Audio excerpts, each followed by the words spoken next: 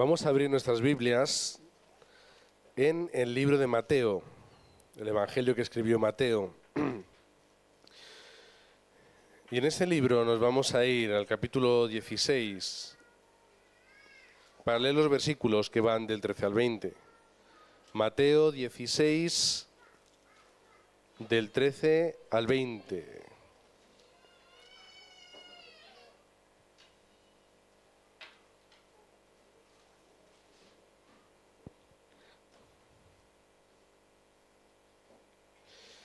Y todos, a una voz, vamos a leer estos versículos del 13 al 20, que dice así: Viniendo Jesús a la región de Cesarea de Filipo, preguntó a sus discípulos diciendo: ¿Quién dicen los hombres que es el Hijo del Hombre? Ellos dijeron: unos, Juan el Bautista, otros, Elías, y otros, Jeremías, o alguno de los profetas. Él les dijo: ¿Y vosotros quién decís que soy? Respondiendo Simón Pedro dijo: Tú eres el Cristo, el Hijo del Dios viviente. Entonces le respondió Jesús: Bienaventurado eres, Simón, hijo de Jonás. Cielos. Y yo también te digo que tú eres Pedro, y sobre esta roca edificaré mi iglesia, y las puertas del Hades no prevalecerán contra ella. Y a ti te daré las llaves del reino de los cielos, y todo lo que atares en la tierra será atado en los cielos, y todo lo que desatares en la tierra será desatado en los cielos. Entonces mandó a sus discípulos que a nadie dijesen que él era el Jesús, el Cristo. Que Dios bendiga su palabra.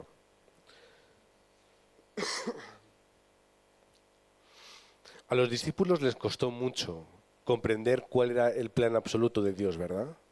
Les costó mucho. Porque aunque Pedro en ese momento tuvo esa confesión tan importante, vemos como pasado el tiempo, cuando Cristo muere, resucita y está reunido con ellos, aún le sigue preguntando: oye, ¿pero establecerás ahora el reino de Israel en este tiempo?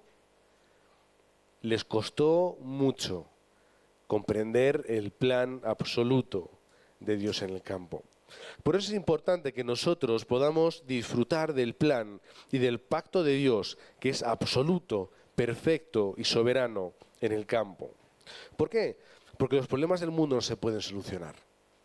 Los problemas que hay en la sociedad no tienen solución. Nos encontramos los problemas de Génesis 3. Gracias. Cómo el problema empezó en el hombre.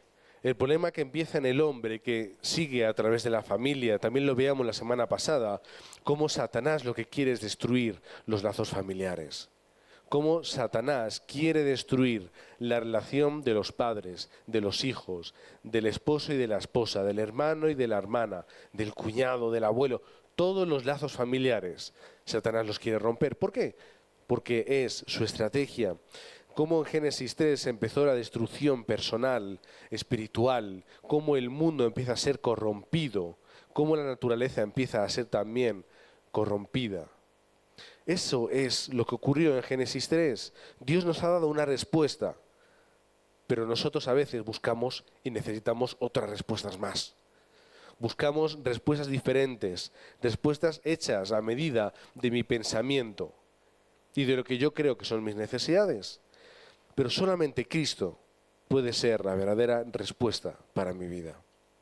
Tenemos que ver cuál es la realidad presente, la de los desastres, la realidad de la esclavitud, del cautiverio, de las obsesiones, de los problemas mentales y físicos, de la incompetencia de la persona. ¿Por qué? Porque son los problemas que están evidentes en el campo. Y a veces cuando enciendes la televisión te encuentras siempre mucha basura, ¿verdad?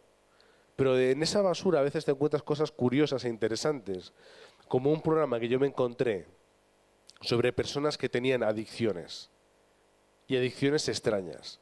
Porque una adicción al alcohol, a las drogas, al juego, es ya muy común. Pero cuando te encuentras que una persona tiene una adicción a comer papel higiénico, eso ya es raro. Y tú lo ves y lo ves con cierto morbo, como diciendo, ¡ay, qué cosa más curiosa! ¿Qué más adicciones habrá? Personas que tenían la adicción a comerse su propio pelo. Personas que tenían la adicción de dormir con un secador de pelo encendido apuntado a la cara. Y la señora iba al colchón y decía, mira, aquí es donde una vez se quemó las sábanas y el colchón y mira, casi me muero, pero bueno, estoy bien, a mí aquí tengo el otro y tengo otro que lo pongo por las noches. Personas que tenían la adicción de beber lejía. E iban al cine y se llevaban sus botecitos de lejía y cuando no la veía nadie, bebía como si fuera agua. Personas que incluso el último día que vi, creo que se lo vi por internet, ya me metí, digo, tengo que encontrar más. Esto es muy curioso. Y me encontré una persona que estaba románticamente enamorada de su coche. Con todo lo que os podéis imaginar. Estaba románticamente enamorada de su coche. ¿Por qué pasa esto?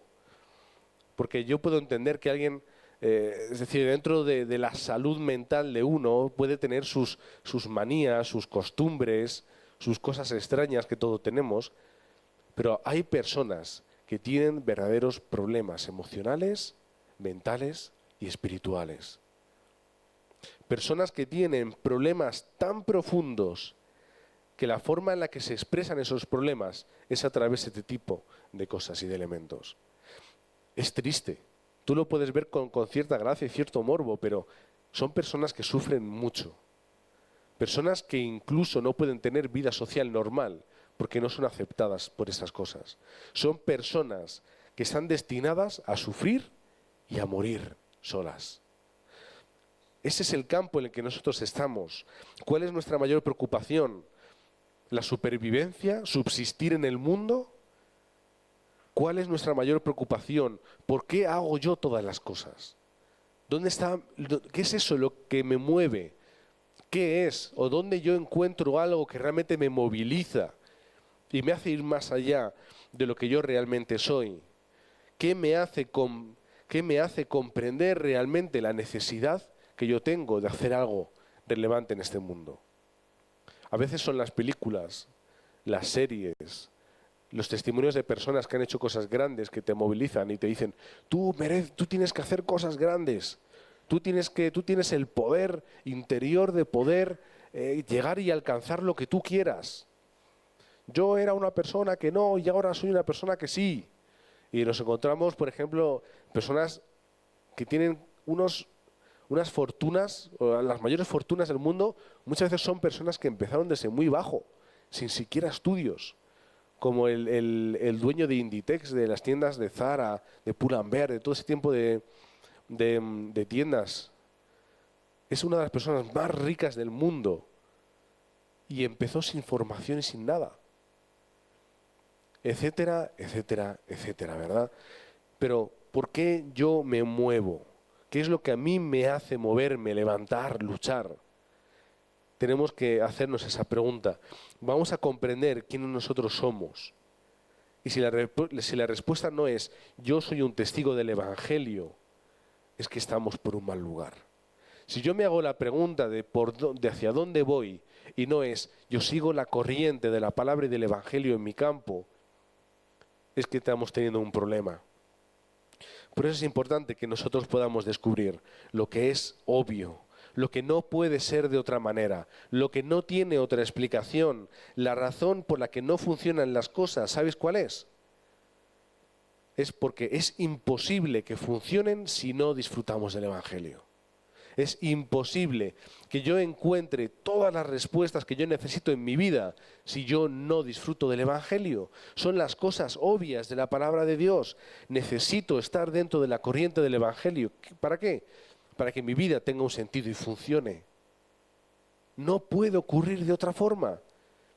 Si yo no disfruto del Evangelio de Cristo en mi vida, no voy a poder tener la respuesta de la vida. Es imposible. La única respuesta, ¿cuál es? Que no hay otro camino, que no hay otra verdad y que no hay otra vida. Es obvio, no puede ser de otra forma. Eso es así.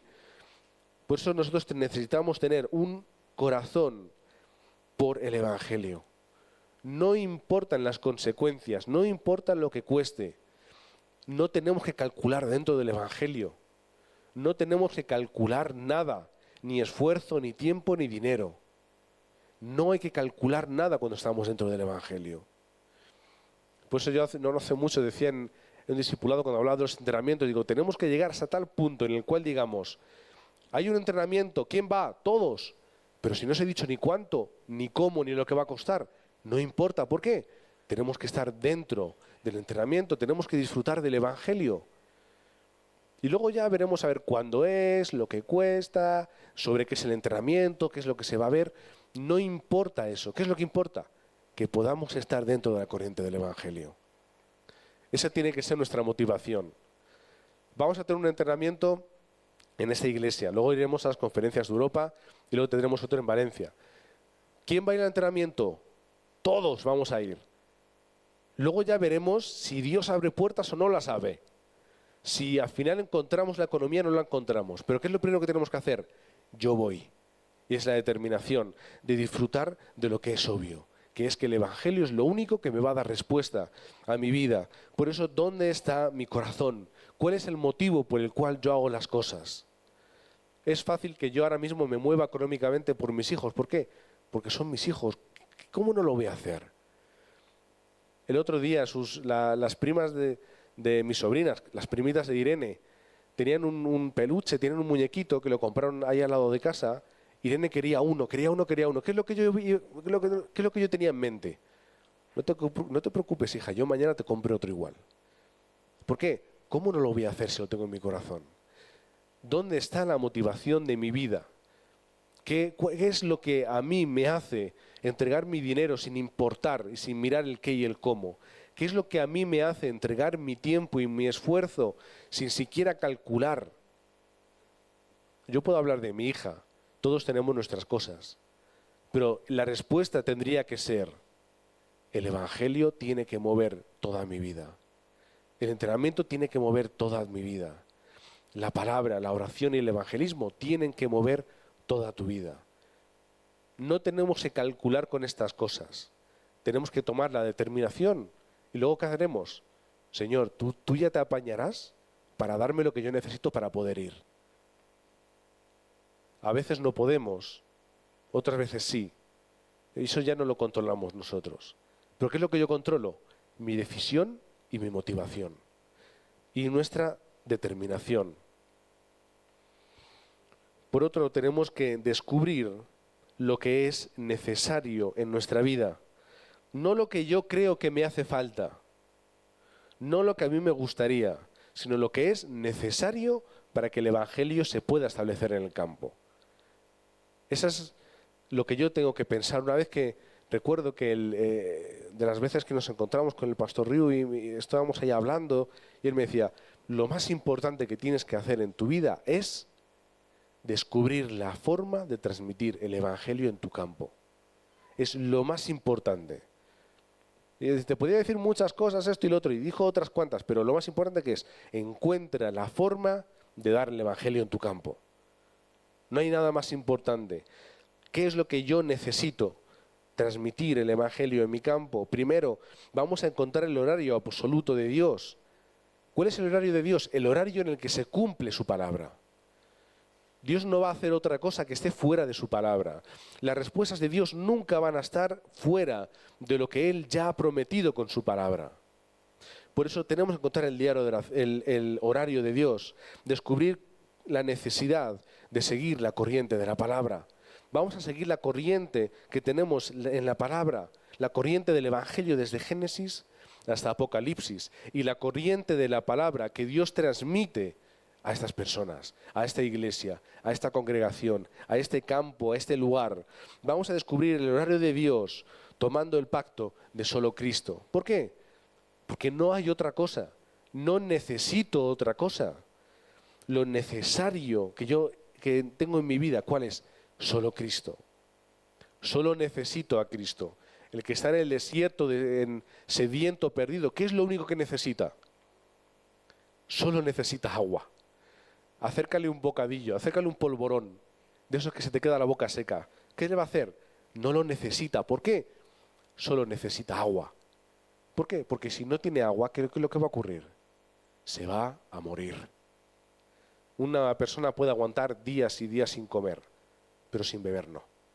No sé exactamente cuál es el número de días estipulado genéricamente, pero no creo que sea más de 4. Cada uno, no sé, no veo que nadie me diga ningún número por ahí. Se va a morir esa persona si no tiene agua. ¿Por qué? Porque solo necesita agua. Yo solo en mi vida necesito a Cristo. Si yo no disfruto 100% de Cristo en mi vida, ¿qué va a ocurrir? Me voy a morir. A lo mejor no físicamente ahora, pero sí espiritualmente. Eso a veces con los niños es complicado darles el evangelio a los niños, porque luego van y dicen, mamá, si no disfrutas de Cristo te vas a morir. Hay que explicárselo, a morir espiritualmente. Vamos a morirnos espiritualmente. Vamos a descubrir el pacto que Dios nos ha dado y se ha estado cumpliendo desde el principio de los tiempos. Y pasamos desde el Antiguo hasta el Nuevo Testamento y vemos Pentecostés como ya en poco tiempo Dios estaba cumpliendo el pacto y la palabra que Dios les estaba dando. El pacto de la evangelización que les entregó empezó a cumplirse en su propia vida días después. Algo tan sencillo como que nosotros podemos disfrutar de lo mismo y vamos a concentrarnos en lo que es obvio y es necesario en mi vida. Lo obvio como Cristo, la única respuesta, y lo necesario como que es lo único que yo necesito en mi vida. Tenemos que restaurar el evangelio que está desapareciendo. El evangelio desaparece. Al final las iglesias cada vez están más dispersas. La palabra de Dios se disuelve entre pensamientos, teologías, filosofías, movimientos, corrientes que no son la palabra de Dios. ¿Por qué? Porque a veces la gente necesita otras cosas porque está equivocada. ¿Qué es lo que necesita una persona? Necesita a Cristo. Tenemos que restaurar ese evangelio que ha desaparecido, no como yo me gustaría disfrutarlo, sino como Dios quiere que yo lo disfrute. No tenemos que cambiar ni añadir nada al evangelio. No tenemos que poner nada, no tenemos que decorarlo bonito. Solamente tenemos que disfrutarlo. No es algo que nosotros tengamos que arreglar, porque a veces nos ocurre que leemos la palabra y hay personas que dicen, yo voy a pintarlo aquí así de tal forma porque esto no sé qué. No tenemos que arreglar el evangelio porque el evangelio es perfecto, absoluto y es suficiente en mi vida. Es el agua que yo necesito. Y cuando vas a esa persona en el desierto le dices, mira, el agua es muy sosa. El agua no sabe a nada, no huele a nada, ¿verdad? Porque el agua es inolora y incolora, no tiene sabor, no tiene agua, no tiene nada. Oye, mejor te voy a dar un refresco, una Coca-Cola, de las buenas, de las que son más caras, y el agua lo dejas a un lado. No necesita algo mejor que el agua. ¿Por qué? Porque el agua ya es mejor. Nos creemos con la publicidad que necesitamos otras cosas que no necesitamos. Nos creemos que la Coca-Cola, los refrescos, otro tipo de bebidas son mejores que el agua, más necesarios, más divertidos e interesantes. Pero nos están engañando. Lo que yo necesito es agua. Lo que yo necesito es el evangelio de Cristo. No ninguna otra cosa que nosotros podamos hacer. Dios no nos dio una religión, algo que yo pudiera estructurar y hacer a mi imagen y semejanza. Dios nos dio el evangelio. Y a través del evangelio es que nosotros, con nuestra buena voluntad, intentamos hacer algo bueno, ¿verdad? No es religión, es evangelio lo que yo necesito. La religión es imperfecta. El evangelio es perfecto. Y tenemos que encontrar el objetivo absoluto de Dios. ¿Cuál es el objetivo absoluto de Dios? Lo vemos esta mañana en Obreros. ¿Qué es lo que Dios espera de mí? Que yo sea la persona capaz de dar sanidad y salvación en el campo.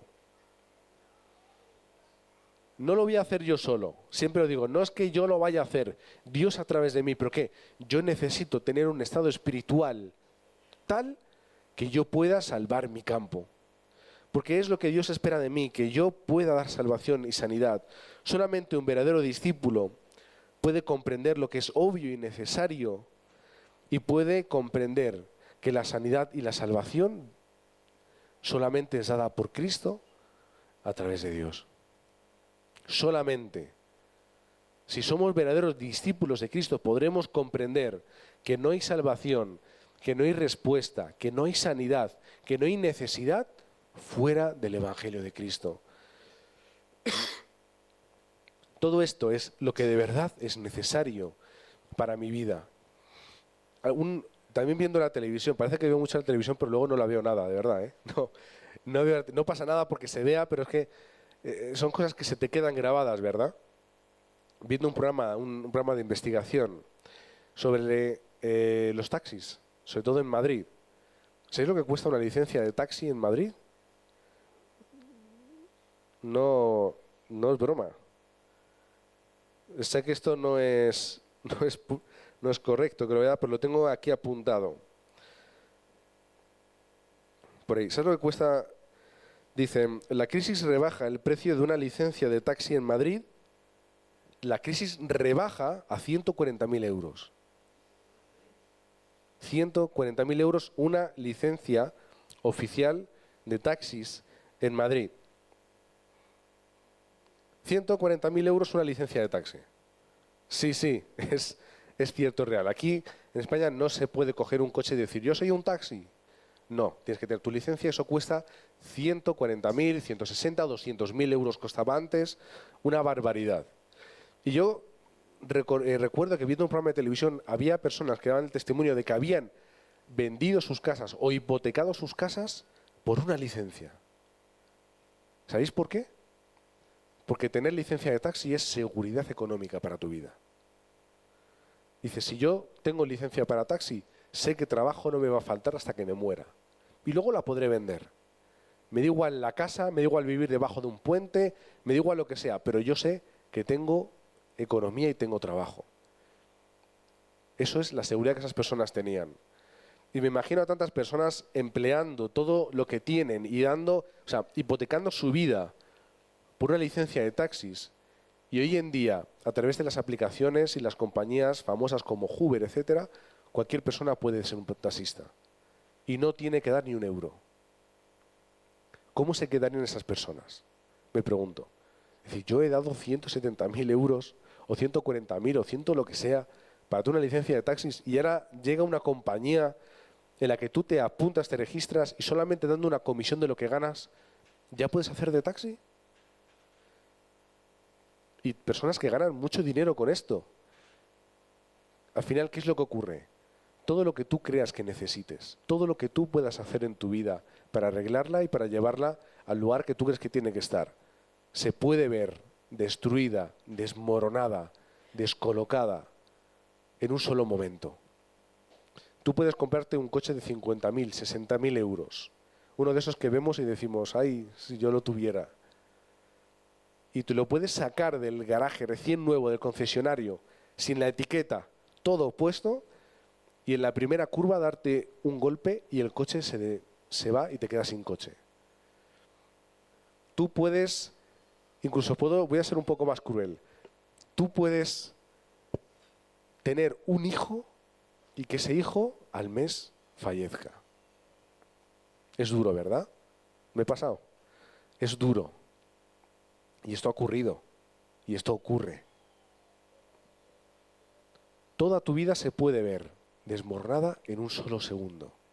En un abrir y cerrar de ojos. ¿Qué es lo que tú necesitas en tu vida? Solo necesitas el Evangelio. Por eso es importante que nosotros descubramos lo que es absoluto. Lo que es absoluto. Lo que está por encima de todas las cosas. ¿Cuál fue el proceso que tuvo Dios con José en Egipto?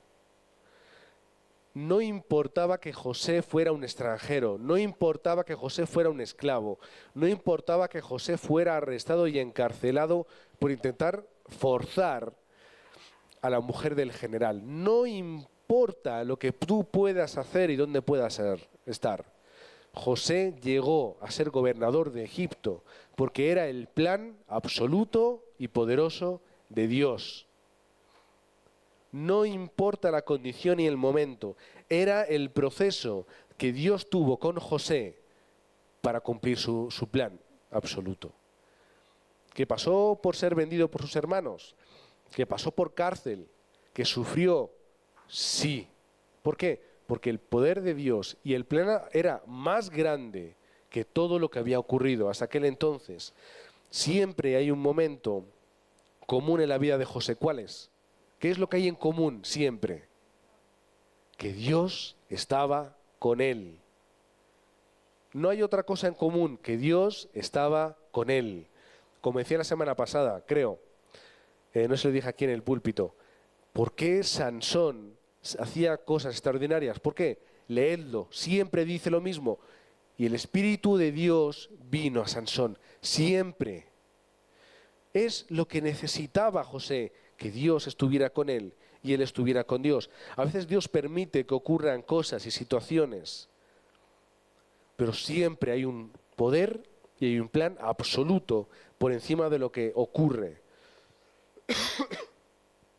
Tenemos que comprender quién Dios me ha llamado a ser, el lugar en el que me ha puesto, por las circunstancias y los motivos. Comprender de que siempre hay un plan absoluto y mayor, que todo lo que me pueda ocurrir en mi vida, Dios siempre tiene un proceso para que yo alcance ese plan absoluto. Y en ese proceso estamos todos. Ahora la opción que tenemos es, ¿voy a sufrir, a desesperarme y a llorar? ¿O voy a tener la esperanza, la gratitud y la felicidad de que yo voy a alcanzar ese plan absoluto de Dios en mi vida? Os dejo la opción a vosotros. Podemos seguir hablando de los 7 remanentes. El segundo, podemos hablar de Moisés. ¿Qué es lo que ocurre con Moisés? Todo lo que ocurre en su vida es un proceso para que el poder y el plan absoluto de Dios se cumpla en su vida y en todo el pueblo de Dios. 40 años en Egipto, 40 años en el desierto en Madián y otros 40 años vagando. ¿Por qué? Porque era el poder grandioso, poderoso y absoluto de Dios para la vida de Moisés y para la vida de todo el pueblo de Dios. No nos fijemos tanto en el milagro y en lo que sucede. Vamos a mirar hacia arriba y a fijarnos en quién es el que hace el milagro y en quién es el control de la situación y comprender que Dios tiene que obrar en nuestra vida para que se cumpla ese plan absoluto de Dios. Samuel, todo lo que tiene que pasar Samuel, ¿para qué? Para que el plan absoluto de Dios se pueda cumplir en el pueblo, con 2 hechos que a mí me parecen irrelevantes entre todo lo que hizo Samuel. El movimiento de Mizpa, en el cual el pueblo de Dios se reúne para reencontrarse con la palabra de Dios, y el ungimiento de David como rey. El poder y el plan absoluto de Dios siempre se va a ver inalterado por mucho que nosotros queramos y que el enemigo se quiera interponer. El horario de Dios en David, cómo David se tiene que enfrentar a todo tipo de problemas y situaciones desde que era pequeño, desde que era joven, y todo lo que ocurre en su vida, no lo voy a nombrar para hacerlo demasiado lento, pero todo lo que ocurre en su vida y todos los problemas son la plataforma para el plan absoluto de Dios en su vida y en la vida de todo Israel, por cuanto Él empezó a construir el templo. Es el lugar céntrico espiritual para que el pueblo se pudiera reunir. El poder de Dios en Elías, cómo él comprendía, Eliseo, sobre todo el poder de la llenura del Espíritu Santo, lo cual él dijo, es lo único que necesito, ser lleno del Espíritu de Dios. Lo único que yo necesito, ¿por qué? Porque sabía que la llenura del Espíritu estaba todo. De que si él no tenía esa llenura, esa doble porción, como él decía, no tendría nada. Vemos cómo Isaías puede comprender lo que va a llegar después, puede comprender a los remanentes, puede comprender el significado de los que han quedado, de los que permanecen y de los que van a llevar el Evangelio, y cómo él puede anticipar más de una vez la llegada de Cristo, y cómo Pablo puede comprender el método de Dios en el campo, sabiendo que ese método es absoluto, las respuestas son absolutas, porque siempre Dios tiene un plan. ¿Y ese plan cuál es? La evangelización del mundo. Pablo comprendió el plan y el método absoluto de Dios y lo pudo llevar a cabo hasta que él dio su último suspiro de vida. No sé si Pablo sabría que durante estos 2000 años millones y millones de personas hemos estado leyendo y escuchando sobre lo que él hizo. No sé si él se lo imaginaría. Pero son las respuestas que Dios da a una persona que da su vida por el plan absoluto de Dios. Y ya concluyendo, necesitamos la concentración para llegar a la cumbre. Comprendiendo lo que es obvio, necesario y absoluto en mi vida, necesito la concentración para llegar a esa cumbre espiritual a través de los 3 sois, la palabra, la oración y el evangelismo. La cumbre espiritual en la que yo voy a poder ser realmente el testigo del cumplimiento de la palabra. 2000 años después, esto sigue estando vigente. Esto no es un libro de historia, de eso que desempolvas y dices, mira qué interesante lo que ocurrió. Esto sigue siendo vigente. Se escribió hace 2000 años como si se hubiera escrito ayer. La palabra de Dios, como dice la palabra, ¿qué es lo que dice? Permanece para siempre. La flor se marchita, la hierba se seca, pero la palabra de Dios permanece para siempre. Vamos a encontrar nuestros métodos personales para encontrar mi sanidad espiritual y para encontrar la llenura del Espíritu Santo. ¿Cómo yo voy a ser lleno del Espíritu Santo en mi vida? Hay gente que le gusta la música, escucha música, la toca, canta. Hay personas que les gusta leer la palabra o estudiarla. Hay personas que les gusta quedarse en su cuarto. Hay otras personas que les gusta salir a andar. Como yo, por ejemplo, que vivo cerca del campo. Me gusta salir a andar por el campo. ¿Por qué? No hay nada. No hay nadie. Solo yo, la naturaleza, los sembrados, el césped, todo. Encuentra la forma en la que tú puedes ser lleno del Espíritu Santo. No tenemos que permitir que las situaciones interfieran entre mi vida espiritual y que yo pueda tomar el pacto de Dios. No dejemos que haya algo que haga que yo no disfrute del Evangelio en mi vida. Si hay algo que está interfiriendo entre que yo disfrute del Evangelio, quítalo. No merece la pena. Si hay algo que hace que tú no disfrutes 100% del Evangelio, échalo a un lado. No merece la pena. Que no haya nada que interfiera entre el Evangelio y tu vida. Muchos diréis aquí, es que mi marido es muy pesado, es que mi mujer es esto. No os la quitéis de en medio, ¿vale? Pero centraros en lo que es importante en vuestra vida. Es que a mí me gusta acostarme tarde porque veo la tele y me pongo ahí en el sofá y me tiro hasta las 3 de la mañana viendo la televisión. Cambia tus hábitos de vida. A mí es que me gusta levantarme a la 1 de la mañana porque descanso más. Cambia tus hábitos de vida. Pon unos hábitos que te hagan disfrutar 100% del Evangelio en tu vida. Si disfrutas de Cristo, vas a tener todo paz en tu vida y vas a poder perfeccionarte a ti mismo. Vas a poder ser alguien del cual no te reconoces. ¿Por qué? Porque Cristo nos perfecciona día a día. Disfrutar de la cumbre de mis talentos, el lugar en el que Dios te ha dado, tu pequeño talento, tu pequeña especialidad, tu pequeño don, o esa cosa que se me da bien, cualquier cosa en el lugar en el que Dios te ha puesto, llévalo con especialidad. ¿Por qué? Porque es lo que Dios te ha dado para poder compartir el Evangelio. Y por último, en la cumbre de la cultura, lucha, trabaja, crece para cambiar esa cultura. Que no sea la cultura que te cambie a ti. Estoy cansado de escuchar referente a cosas del Evangelio como, es que estamos en otros tiempos. Eso se lo dicen los chicos a los padres cuando quieren hacer cosas que los padres no hacían cuando eran jóvenes. Pero cuando estamos hablando del Evangelio, eso no puede ser verdad. No podemos dejar que la cultura determine el Evangelio en mi vida. Tiene que ser al revés. que el Evangelio y la palabra determinen lo que la cultura tiene que ser y lo que las personas que están en la cultura tienen que hacer. Siempre repetiré la frase de mi profesor: la iglesia es como un barco. El barco tiene que ir al mar. Si el mar entra dentro del barco, se hunde. Pero el barco tiene que ir al mar. No vale con dejarlo atado en el puerto. El barco tiene que ir al mar, pero nunca dejar que sea al revés. Si no, nos hundiremos. Que podamos disfrutar del Evangelio en nuestra vida. Que podamos reconocer lo que es obvio, necesario y absoluto. Y que podamos así disfrutar 100% de las respuestas que Dios tiene para mi vida. Mi vida depende de esto. La vida de mi familia depende de esto. La vida de mi campo depende de esto.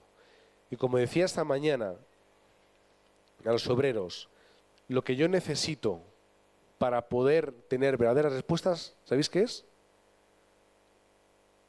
Saber que yo soy la persona más importante en el lugar en el que estoy. Si yo no pienso y no me creo que yo soy el pastor más importante, y no por esto quiere decir más importante que otros, pero si yo no me creo esto, no voy a llegar a ningún lado. Si vosotros no os creéis que sois los creyentes, los obreros, los diáconos, ancianos, profesores más importantes que hay en vuestro campo, no vais a tener respuestas. Siempre vais a estar por debajo. Sois los más importantes. Sacad pecho y levantad cabeza de forma metafórica, ¿vale? No vayáis así por la calle. Tened orgullo y pasión por el Evangelio, sabiendo que sois los más importantes. Es que soy pequeño y soy débil. Eres lo más importante que hay ahora mismo en el campo. En vuestra escuela, universidad, trabajo, familia, barrio, ciudad, los más importantes. Cuando salgáis a la calle, mirad a las personas, no con alterío y decir, no, yo soy más que tú. Con compasión y con amor. Yo soy la persona más importante. ¿Para qué? Porque yo soy la única persona que puede dar sanidad real y salvación real a estas personas. Y se acerca a la persona que tiene un Mercedes de 40.000 euros y tú tienes un cochecito que se cae como el mío. Yo soy mucho más importante que tú. ¿Por qué? Yo puedo darte la sanidad y la verdadera salvación. Que tengamos pasión por entregarnos por los demás. Señor, te queremos dar gracias porque nos has dado lo obvio que es Cristo. Señor, sabemos que todo lo que necesitamos en Él lo tenemos.